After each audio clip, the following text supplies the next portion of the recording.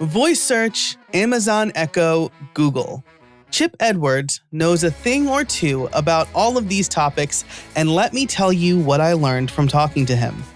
We are all sleeping on voice search. Chip will tell us the importance of being on voice search, especially Amazon Echo and Google, and why the earlier you get in, the better. He gives us lots of great advice for how it can improve our ranking, how we can show up in more Google searches, and just in general be readily available where more and more people are consuming content. And be sure to stay tuned until the end for a special offer just for listeners. This episode is brought to you by Yes Please Coffee. Upgrade your morning with Yes Please. This fantastic coffee subscription will send freshly roasted beans to your door with no fuss. Pick your size and how often you need beans, and they'll ship you a unique blend of expertly sourced and roasted coffee beans. I've been drinking Yes Please coffee for a few weeks now, and I have been loving it. Each week, I get to try a new blend of flavors that helps me mix up my mornings. And the best part is I don't have to worry about it. I don't have to go to some new roaster's website, look at all the flavors, wonder if I'm actually going to like it or not, and then finally order. Every week, Yes Please just sends me coffee, and it's new and different and delicious. Each shipment even comes with an info card about the beans and some other information like reading lists and extra stuff that I just enjoy getting in the mail with my coffee. So if you're ready to upgrade your mornings with unique blends of coffee beans, sign up today. Head over to howibuilt.it/yes and use the code HIBI for $5 off your subscription. And don't worry, if you're going on vacation or you have a little too much some weeks, you can skip shipments or cancel anytime. Again, upgrade your mornings with coffee, great coffee, from Yes Please at howibuilt.it/yes and use the code HIBI for $5 off. Fantastic, delicious coffee beans shipped right to you. And now, back to the show. Hey, everybody, and welcome to another episode of How I Built It, the podcast that asks, how did you build that? Today, my guest is Chip Edwards. He is the owner of Create My Voice, and we're going to be talking about something I like a lot because I like the sound of my own voice, and that is voice SEO and content for voice devices. Chip, how are you today? I'm doing great. It's great being socially distanced right now, or actually it's physically distanced. I'm not sure we're socially distancing, but we're definitely physically distancing these days. So, yes. Yeah. Good to talk to you. Yeah, same. I don't know if you were going to WordCamp Lancaster, but that was the first WordCamp that was a casualty of the pandemic for me. I was very bummed about that, but it's nice. We tend to meet up at similar WordCamp, so we generally get to talk. Yes, exactly. And I think, wasn't the first WordCamp that we met, I think it was Lehigh Valley. Wasn't that maybe a year and a little bit ago? When I think it was. There? Yeah. Our talks were at the same time, yes. I think. Yeah. And I remember because I actually wanted to go to your talk. So luckily everything's on WordCamp TV now, or WordPress TV nowadays. So yeah. Awesome. But I'm excited to talk about this. The topics that you generally cover are very interesting to me. But why don't we start off with who you are and what you do? Chip Edwards, and I have a company that I started maybe a little over a couple years ago called Create My Voice. And what we do is we build voice apps for people to be able to, for brand owners and anybody that's got content, so that they can leverage voice technology, but they can leverage devices that use voice to be able to deliver their content. So the big one that's really popular right now are smart speakers, and like Amazon Alexa and Google Home. And so we build voice apps for those platforms so people can talk to a device and get to your content, and you can have basically a dialogue or deliver your content to your audience through the smart speaker and voice technology. So that's what we do as a company. And then I also go around the country speaking about voice technology at conferences, lots of WordCamps, and other conferences like that. Let people know, hey, here's what's happening in the industry with voice technology, and what are the things that you need to do to get ready for the changes that are happening as people don't sit down at their computers as much, and they're not pulling their phones out because they're just able to ask for what they want, and the shift that's happening there. So. Yeah, absolutely. And I think, well, so first, before we get really into it, quick warning to listeners that we might be accidentally activating whatever voice assistant you have. I try really hard not to say it, but I suspect it's going to be hard not to during this conversation. So just a quick warning for everybody listening, not in headphones out there. So I think that there's an important distinction that you made there, right? It's leveraging devices that use voice to get content on there, not necessarily converting, say, written content to audio. Is that right? So that good distinction, and and yes, how do I answer that right? It's a little bit of both. So it's leveraging it's using devices that hear voice instructions. Lots of times it's a voice assistant. So smart speakers are the big ones, but your phone has a voice assistant in it. So when you talk to your phone, when you sit in your car and you talk to your car, anything when you start talking to a compute device, now you're using voice technology. The way back, though, so when we talk about converting your text or your content into audio, like we're on a podcast right now, so inherently it is audio based. Right. We're recording it in audio, but these voice devices will take text content and they will convert it into audio. And so if you're a blogger, now you can use these devices and they can read your blog to somebody. And so now we're converting text into audio. And so it all becomes audio for the end user's perspective. Gotcha. Yeah. Okay. Awesome. That's really good to know, right? Because there is that aspect of it. And then there's Amazon has technologies like Poly, right? Which will actually create an MP3 of whatever text you feed it with some AI voice reading it and things like that. So that's really interesting.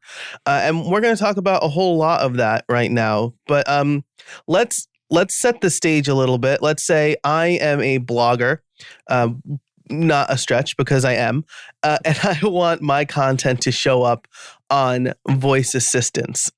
What is actually, let's back up. Why is this important, right? Why are we having this conversation right now? I think you mentioned it a little bit, but why should content creators be thinking about this? So there's a couple of reasons that it's really important to think about. The first one is, as people stop sitting in front of computers and pulling out their phones and swiping and just asking for what they want, it's not magic to be able to get your content delivered when somebody asks for it. So right now, Amazon and Google are doing a lot of work. Matter of fact, I think Amazon reported over a year and a half ago, they said they had 10,000 employees working on their Alexa processes. Amazon and Google are putting a huge investment into people starting to use voice to interact with compute instead of using screens and sitting at computers. And so it's important from the perspective of, if people start using voice, because it's not if anymore, it's happening. All of a sudden your content isn't on a website. I mean, it is on a website, but that's not how you get to it when you ask for it. You're not typing in a URL or a search string. All of a sudden, you're asking for content. And so how do they get to your content? And there's two ways that happens. One of them is you let Google or Amazon decide what piece of your content they might want to deliver to the person talking. Or you can build a voice app, which is like a website for voice. And now you can decide what you want to deliver to the user when he's talking to you. So that's the one side of it. Is it's not magic for getting your content onto the voice devices. You've got to do something to make that happen.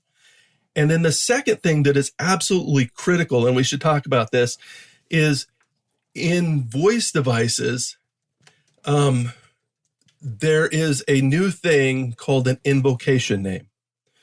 So we're used to it on the internet. We build a website and we pick a domain name on the internet and we register that domain name. Once you register the domain name, you now own that domain name. And when somebody types in that your domain name, your website pops up and you get to decide what the user sees. In the voice world, it's called an invocation name. So when the user uses that invocation name, Amazon and Google know, oh, hey, they use that invocation name. They want to go to your voice app. And so you want to own your invocation name on these devices. Matter of fact, Google has made it the same as a domain name. The first person that registers that invocation name owns it. So right now, it's like 1995 in the voice space. You can pick whatever invocation name you want. But it's not going to be long before people start figuring that out. And they're like, oh, I got to get my invocation name. So you've got a podcast and it has a name. Mm-hmm. That's your brand name. You've got a blog and it's got a name. That's your brand name. Those are valuable to you. So an example, let me give an example on this one. I've got a friend, Max Ivy. I'm not sure if you know him. He's referred to as the blind blogger. But he started a podcast called What's Your Excuse? And he calls me up maybe a couple of months ago. And there's a couple of different podcasts that are similar to What's Your Excuse? And he had his audience call him saying, hey, I'm trying to get to What's Your Excuse? And I'm not getting to your podcast. I'm getting somebody else's podcast. And so what we did is we built a voice app because Google and Amazon were deciding what do they want to play when you said, what's your excuse? So we built a voice app with the invocation name of What's Your Excuse? Now Google and Amazon both say, oh, the user wants What's Your Excuse? They want to go to this voice app. And we connected it up with his podcast. And so now when you ask for What's Your Excuse? His podcast plays. It's not Amazon or Google deciding which podcast gets played. That's so interesting. So like right now, right? And of course, this episode is coming out a little bit later than we're recording it. So I have a head start on everybody listening. But if Nike hasn't gotten their invocation name of Nike, I could essentially grab that and squat it. Not that I would recommend that because that's like a trademark and copyright infringement, but the point still stands, right? Like you said, it's like 1995 with domain names. I could go and grab an invocation name and it essentially guarantees to Google and Amazon and hopefully other voice assistants as they take on this protocol that they know to serve my content. So it could be Casabona, it could be how I built it. And whenever I say tin can assistant, what does Joe Casabona think about podcasting? It will know to grab my content. Yes, there's a couple of restrictions around it that Google and Amazon are putting in place to keep people from squatting. Okay. That's so nice. You can't just grab an invocation name. You have to actually do something that is valuable, and you basically have to build a voice app with that invocation name. You send it to Google, you send it to Amazon, get it certified. And once they certify that it does something, then you get that invocation name. And then the other thing that Google is doing is, because it's with Google, it's unique. The first person that gets that name owns it. They're also, in some cases, they're making you demonstrate some ownership of the name. So Nike would be really, really hard to grab because it would be hard to demonstrate that you have any ownership over that brand name. Right. But I have a whole website dedicated to the god, right? It's like Greek god or something like that. So you have to have some way of saying, hey, that brand, I have some ownership of that brand. In some cases, not in all cases, but in some cases. So how I built it, perfect example. There are some similarly sounding podcasts like that, but you have demonstrated ownership over that brand name. You could register that brand name and get it because you could demonstrate to Google, hey, this brand is mine. I want to own what happens when somebody uses it. That's really interesting. It's almost like a trademark, right? Like when you apply to get a trademark, you need to demonstrate you're actually using the trademark, and it's the same. And perhaps even more important, right? I'm not saying that trademarks are unimportant. I will link to Ryan Kinney's episode where she talks all about it, but more people are likely to want to have an invocation name than go off and pay a lawyer to file for a trademark. Yeah, I think that's I just learned a lot of new things right now, so I'm really excited. Good. That's part of the reason that I'm going around and speaking at conferences, because people don't know this yet. And most ideas is, voice app or, smart speaker, I don't, do I want to get in the smart speaker? And, there are more toys, but 90 million people in the US own a smart speaker now. So, that's over a third of the population in the US that has it's actually 2.6 smart speakers per person is what it's at right now. Wow. And the other thing that just came out is it used to be the most popular place that people put these these smart speakers was in like either the kitchen or the living room. The most popular place now is the bedroom. Wow. So like 47%, I think was the last number I saw, put them in the bedroom, and like 44% in the living room and 43% in the kitchen or something like that. Is it plus or minus a couple of percentage points in there? This episode is brought to you by iThemes.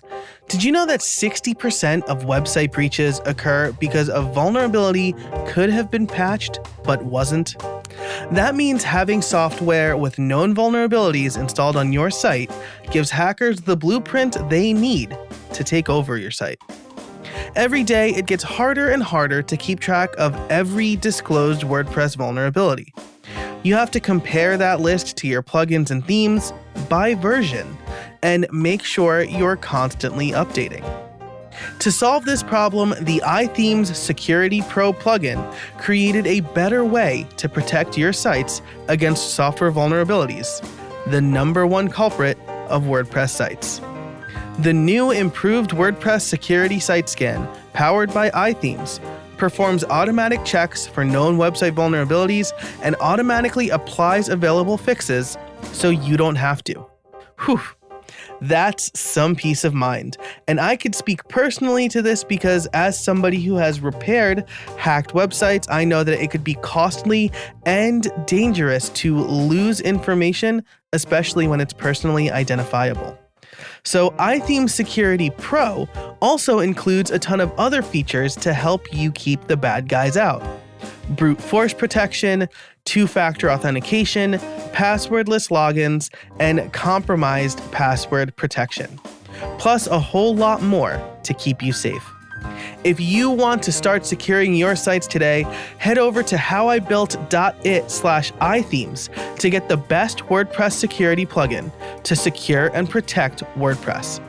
iThemes is giving How I Built It listeners a 20% discount by using the code HowIBuiltIt at checkout. Again, that's howibuilt.it/ithemes. That's howibuilt.it/ithemes, and use the code HowIBuiltIt at checkout for 20% off. And now, back to the show. I can say that we have kitchen, living room, bedroom, and my office. Okay.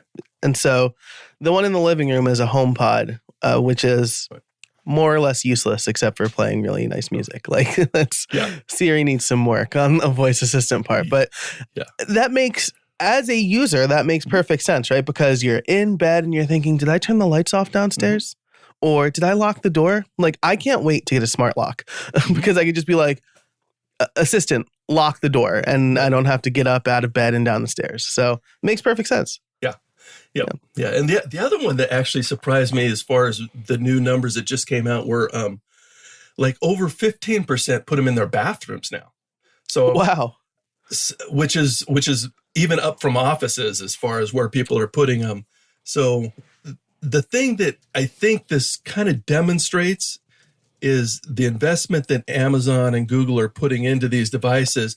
They want to put these devices everywhere, and it's not just smart speakers. It's your phone. I mean, they're putting them in earbuds now so that anywhere you're at, your voice assistant can Amazon has a ring, glasses. I mean, the idea is we want these voice assistants everywhere, and Amazon and Google want to be able to respond to you anywhere you are and help you out.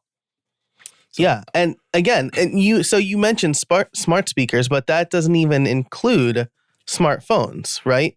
Right. And I suspect a lot of people interact with the voice assistant on their smartphone. And for me, I am iOS everything, but I like, Google has a nice app. And with Siri shortcuts, I can invoke Google from Siri with my voice now. So I can get better results. I can get like the Android level results of Google's smart assistant or voice assistant without having to get frustrated that Siri doesn't even read results back to you. So, I think that's super important. A super important thing to note.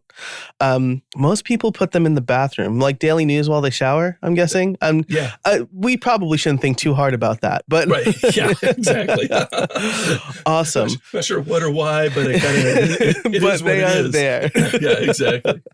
Yeah. And before we move on to the kind of how you would build out something like this, I do want to point out something that I think it was Google, Amazon, and Apple and a few other companies announced a little while ago, which was this sort of, I'm going to get the name wrong, but it's like a ridiculous acronym. This open voice platform, right? Where basically any company can come in and tap into the API of all of these assistants in a more open way than it has been, right? Because Amazon has tens or hundreds of millions of different devices that can connect, and Apple has like 5, but they're trying to change that, right? Is that I didn't tee you up for this because I just thought of it, but there is a new, more open way that people will be able to get their devices on all platforms. Is that right? So there's two sides to this, the technology that is critical. One of them is I build speakers. So Sonos, JBL, Bose, those guys, they have speakers and they want to be able to make them smart. And originally they had to work with either Amazon or Google or to be able to say, which voice assistant do I want to put in my device? And so they worked with them to be able to come up with a more open platform. So now when you buy a Sonos smart speaker, because they now have smarts, they put the smarts in, you can kind of say, okay, what voice assistant do I want as part of my Sonos smart speaker? So that's the one side that was really important from a hardware perspective. Same thing with your, right now, cars aren't quite that way, but that's a side of the technology that's got to get figured out so that whoever voice assistant that you want, you can decide this is the voice assistant that is important to me and I want to be able to interact with this voice assistant. And you don't have to buy, I need the Sonos Google smart speaker versus the Sonos Amazon smart speaker. You can decide what you want. The other side of it, though, still has not been normalized. And that is let's go to the internet. If I build a website, it works on, there's small tweaks I have to do between browsers, but for the most part, I build the website and it works on all the browsers. That's not true on the voice app side. Right now, If you are building a voice app, you've got to build a Google voice app. You got to build an Amazon voice app and submit them to their certification boards to have your voice app certified. Google and Amazon have done a really good job at making it so that people can build voice apps and get their invocation name and interact with their devices to be able to use the brand's voice apps. Amazon not so, or Apple not so much. They have a lot more closed platform, and so they're way behind the curve as far as engaging developers to be able to make their speakers smarter right now. So Amazon and Google are the big ones. And from a perspective as far as percentages, Apple's got like just a tiny fragment of the market right now once you get outside of Apple phones. Yeah, I think it's pretty apparent, right? I mean, if you search for smart light bulbs or smart whatever on Amazon or Walmart or wherever you choose to shop, you'll see a lot more works with Alexa, works with Google than you would, works with HomeKit. I try to look for all three because I do have all three smart speakers, though we don't really use the Google ones that much. But I would love to just have everything working no matter what or who I'm talking to. Okay, great. So let me go back now. We have the stage is set. How hard is it to build a voice app for Amazon or Google? So it's let me see if I can answer that question from two perspectives. One of them, Amazon has made it relatively simple to build a simple voice app using what they refer to as their blueprints process. You can do a few things with it, but you can't make it do anything fancy. To be able to make it do anything fancy, you've actually got to engage a developer to be able to you code this stuff. So my voice apps that I build are built in Node.js. I mean, if you're technical, it's like that's, you know what that is. It's a programming language that I got to put out. I build it and it lives on a server and it basically responds to webhook stuff. So your technical guys would understand that, but otherwise, no. So it's more complicated than building a website right now. To build a voice app. And you've got to build an Amazon version and you've got to build a Google version right now. So on this side of it, it's definitely not standardized and it's not simple. But Amazon has got a way of being able to do some really simple stuff that's kind of cool to play with. But outside of that, it's pretty complicated. Gotcha. Yeah. So they have their blueprints. I've messed around with their blueprints, but it sounds like what you're saying is, and we'll get a little technical here. I'm a programmer. Is with their blueprints, I can't say something like watch my website, maybe connect to like the REST API on my WordPress site and just grab any new content. I would need to build a Node.js app for that, right? So, and I think if this is purely from memory from like a year ago now, but with the blueprint, it's like you can feed it like a specific set of content, right? Is that about right? It's like a finite set of content that you can feed to a blueprint. Yeah, so if you just have an answer that you want to be able to respond to, you can put that out there, and it will say that it will read back what you put in there, and then if you want to update it, you go in and you change it, like stuff like that. So that's kind of the level that it's at right now, as opposed to doing anything super complicated.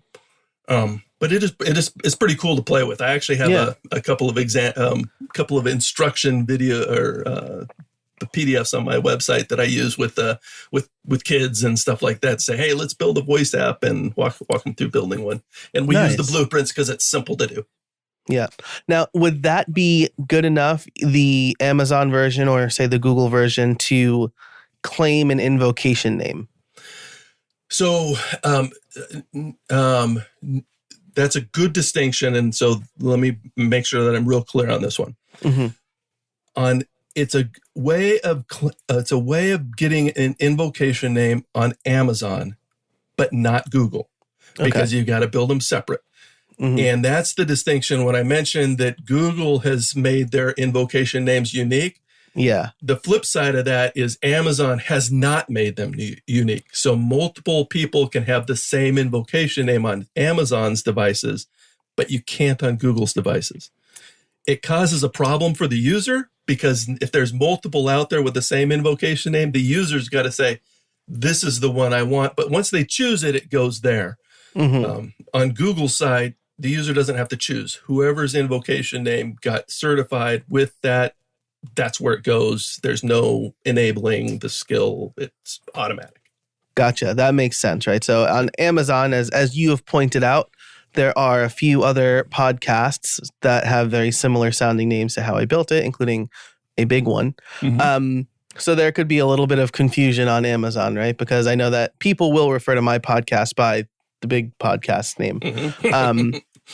So, and I suspect that the owner of the, I don't know why I'm beating around the bush. If NPR has been doing a lot of stuff with Amazon, so I suspect that they're pretty well established over there with their similar sounding podcast name. I would have to go out and look and see have they done. I know NPR has done a lot with the voice apps. Most people right now are working with Amazon. Like if the last numbers I saw, I think it was like less than 10% of businesses are working on the Google side than the Amazon side. So the last numbers were like 100,000 voice apps on Amazon and like 10,000 on Google. So both of them are almost nothing compared to like the number of websites and domain names out there. Yeah. But the numbers there just show that a lot more people are working on the Amazon side from a developer's perspective. And that's because Amazon's made it a lot easier for developers to do the Amazon side. But what I'm letting people know is, yeah, Amazon's important. You definitely have to have your stuff there. But Google's the critical one because it's the one that's unique. And so you want to get your invocation name on Google because if you do, you're the one. Right. There's a lot more canonical, right? There's a lot more canon going on over in Google because now your invocation name is also associated with the biggest search engine in the world. That's super interesting. So this has been great. It sounds like with a voice app, you probably need to at least be comfortable doing some code-like things. Probably even with maybe not with the blueprints, but definitely if you want to do anything fancy. What can small business owners and content creators do right now to, maybe they're subject to what Amazon and Google decide to serve up, but what can they do for the content they currently have on their website to help it in voice searches? So voice search is like a two-edged sword. So let's say I'm a small business and I want to, I want to let Google decide what of my content they want to deliver. So you can do stuff like build out your schema, and there's a lot of talk about making sure that you've got your heading tags built like questions. I personally don't subscribe to that model because Google as a search engine is really good at finding good content and figuring out when a person types in a search bar what they're actually looking for and matching those two up. That's what they do. And so as long as you've got good quality content written in a concise way, it makes it so that your content is more valuable to Google to show to their users when they're doing a search. The important part on this is, and you can do it on any search, do a search for something. If a featured snippet comes back, which is a new entry that is put at the top of a search result, if a featured snippet comes back, that's the thing that gets read out to smart speakers or any voice device. When you ask for it, Amazon, when you ask a question to Google and Amazon, they're not going to give you a list of possible answers and let you figure out which one you want. They're going to give you the best one that they can figure out. So if you're not that featured snippet, you kind of don't exist anymore. So the good thing is, okay, if I get my content and I can become that featured snippet, okay, great. My content was read back to the user when he asked for it. Or they're doing a search on Google. I'm now the top entry. Okay, great. I now have even more prominence as far as, hey, I'm the answer. But Google did something when they did that featured snippet. And what they did was instead of looking at your content and giving enough phrases out of your content so a user could look at it and say, okay, that's the link I want to click to go find out more, they actually are taking your content and rephrasing it as an answer. So if you're the featured snippet, your content has been rephrased as the answer to the question. So what does that mean for somebody that's doing a search on Google? It means I have a question. Google now is displaying the answer to my question. What that means is that I don't need to click the link. There's no reason that I need to go to your website anymore because I got the answer. And Google is like, this is great for Google because what's Google get? They want you to do another search. So if they give you the answer to your question, you now put in your next search. You stay on Google, which is great. So for me, the whole voice SEO is kind of a two-edged sword. It's like, okay, hey, I made it to the featured snippet. I'm now the answer. But they're not going to my website. Right. And Google just played the answer on the smart speaker. But how did that help me? I'm not sure it did. Right. Which is, so I talk about voice search, but really the real value is not in becoming the featured snippet. The real value is just like a pod. How do people find your podcast? People find your podcast because other people say, oh, hey, there was this great podcast. You need to go to Joe's podcast and listen to Joe's podcast. Now you've got another listener. You've got another person in your audience. They're now committed to you because you deliver great content. It's the same in this world, in the voice world. You need to build a voice app with your invocation name. And now when your audience uses your invocation name, they get to your content. You get to decide what the response is. You're not relying on Google and Amazon to decide what the response is from your website. Your audience is now asking for your content. And now you get to decide, hey, this is what I want to respond to the user. And you can now ask follow-up stuff.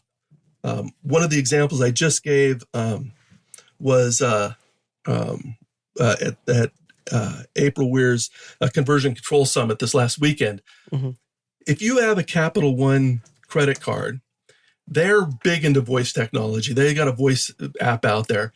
So I give an example of I asked for my credit card balance from Capital One. And then Capital One says, hey, here's your balance. But then the voice app goes and says, do you want to know when your balance is due? Oh, yeah, I do. So then it says, hey, your balance is due on the 15th of this month. But then it goes on and says, hey, do you want to pay your bill? Because I can do all of that just with my voice. I don't have to sit at my computer. All of a sudden, I can do a lot of things with voice technology just by asking for it, just by talking to these compute devices. But that's all around that voice app, and Capital One is now deciding what happens when I talk to Capital One's voice app to be able to help me. Same with you. What content do you have, and how would you help your audience through voice technology with your content? With a voice app, you get to decide. So if you want to play the voice SEO game, okay, great, but it's kind of a two-edged sword. You might not get as much value out of it as you think you will. But if you build the voice app, that's where you're able to connect with your audience, use the voice platform to be able to engage your audience and be able to deliver your content, whatever content you want to deliver, not rely on Google and Amazon to do it for you. Today's episode is brought to you by Smile and their product, Text Expander. Save time typing and boost your productivity with Text Expander. You know I'm all about automation, and Text Expander is a great way to get started with automation. It allows you to create your own snippets for repetitive text you tend to use everywhere. Add the text, create a snippet, and boom, save precious time and keystrokes. One of my favorite snippets is for my address. So instead of typing out my full address and risking typos, I simply type $ADDR, and Text Expander does the rest, filling in my full address for me. I also have snippets for my street, my city, and my zip code. But that's not all Text Expander does. With its advanced snippets, you can create fill-ins, pop-up fields, and more. You can even use JavaScript or AppleScript. Another one of my favorite and most used snippets is when I type PPT.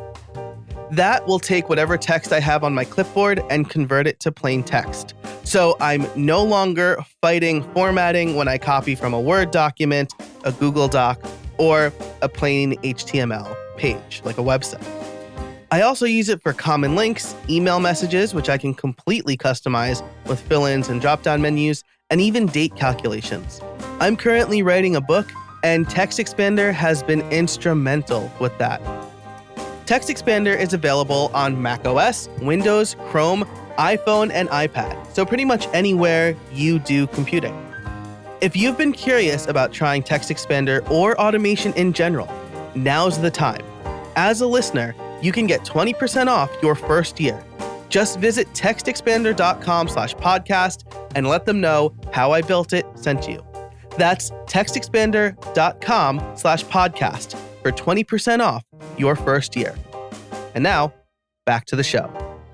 Playing the voice SEO game, I might get a little shout out, right? Like according to Casabona.org, like maybe you don't script your podcast or whatever.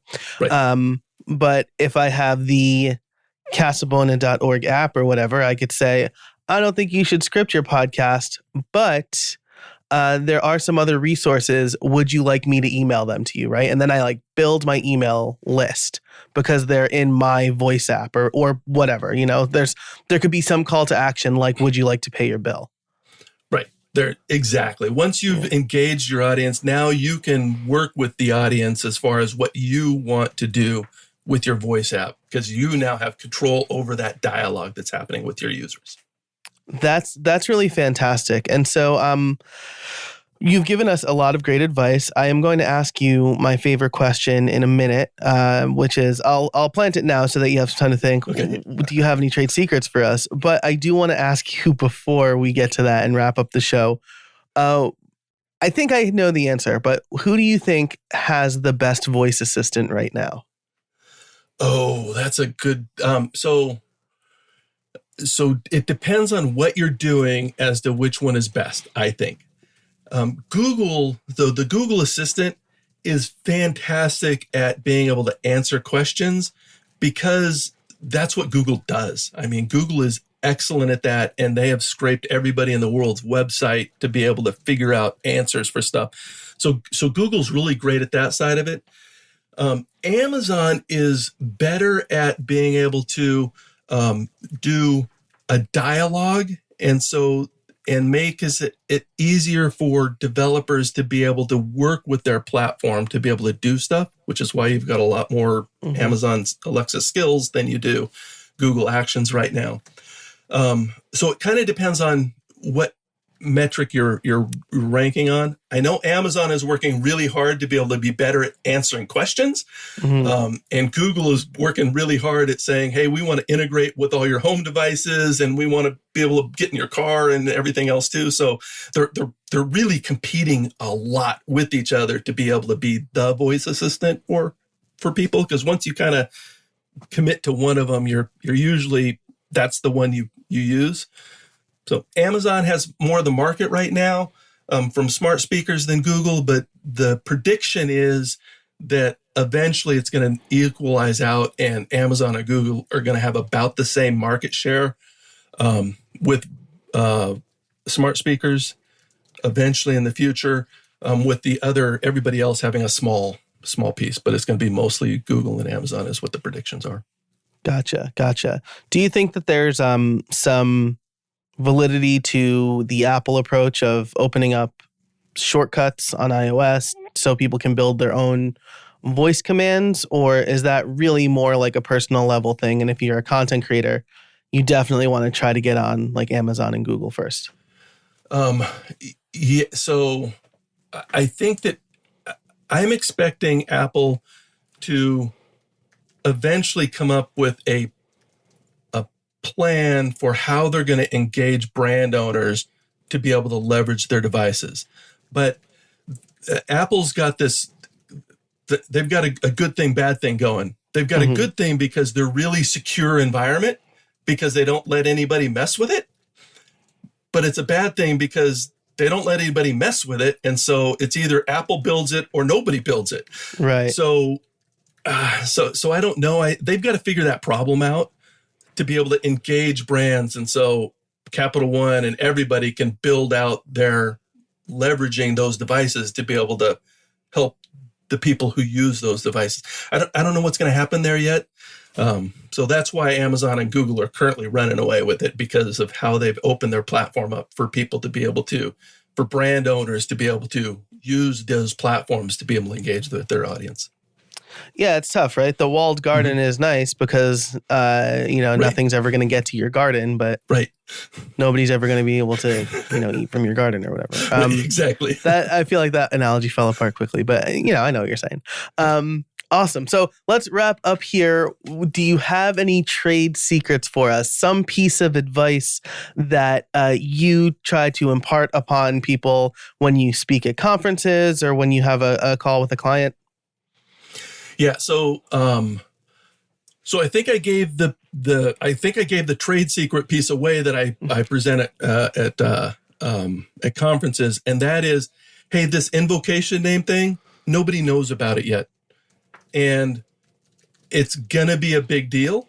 And right now is the time where you can choose you can get in and you can get your brand now. There's going to be a mad scramble once people figure this out. So sooner as opposed to later, especially if you have a brand that has multiple people kind of own that brand. You really want to be early. Or if you have a brand that sounds similar to another brand. So it's not the letters, it's not the spelling, it's the sounds that are important. So I mentioned Capital One earlier. So how many different ways are there to spell capital? How many different ways are there to spell one?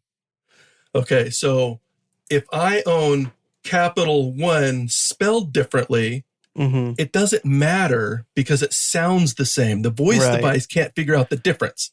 Yeah. So I can own a differently spelled domain name that sounds similar to your domain name, and I can go to Google and say, hey, this is my invocation name. Because you now can actually demonstrate ownership of that sound, of those sounds. So that's a small tweak to the normal thinking about domain names and brand names. Brands, and stuff like that. Trademarks too. So if I own capital with an O, right? I can't spell it, but TOL, and then the digit 1. That sounds exactly the same as Capital One, the banking brand or whatever. Or even WON. I mean, one. Yes, I won that's something. True. So, So there's actually a website. I'll have to look it up for you. There's a website that actually does homonyms or words that sound the same. There are a lot more words that sound the same than you would believe. That's so interesting. Yeah. And so it's like all of a sudden it's a whole different ball game for I could actually go out and register something that is totally spelled different, but it sounds the same. Right. Yeah. Okay.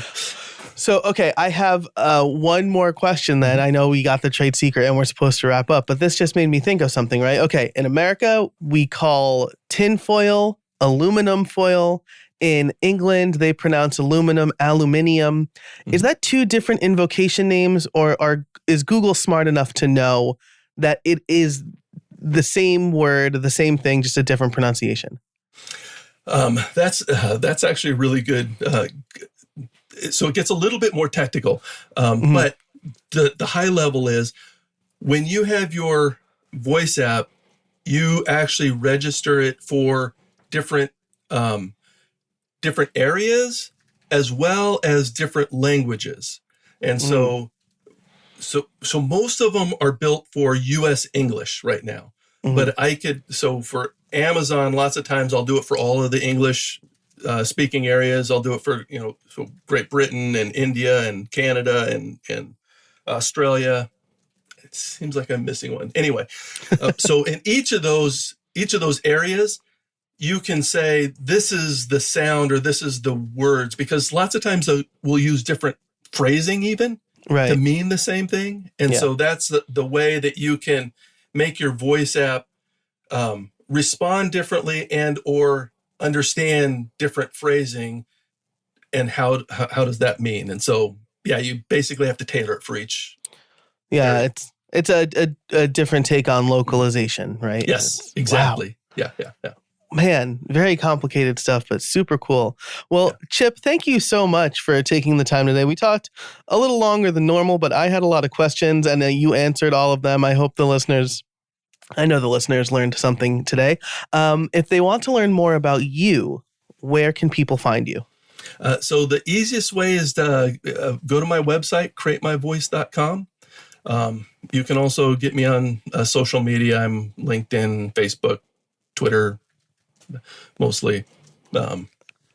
Awesome. So you can hook up with me there. On my website right now, I've got a way of setting up a free 15-minute strategy session with me. So definitely take advantage of that while I'm not so booked that I can't keep doing that. So but right now I've got that available for people, as well as definitely a way to shoot me any questions.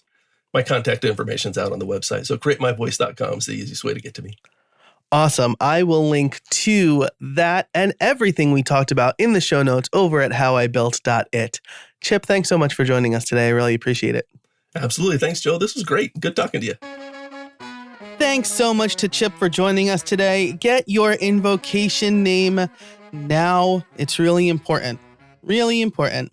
And that special offer I promised at the top of the show, Chip is offering 10%, a 10% discount to listeners. So head on over to createmyvoice.com. Let him know that this show sent you, and he'll give you a 10% discount. Now, to find that link and all of the show notes, head over to howibuilt.it/183. Thanks so much to this week's sponsors, Yes Please Coffee, iThemes, Security Pro, and Text Expander. So excited to have them as supporters of the show.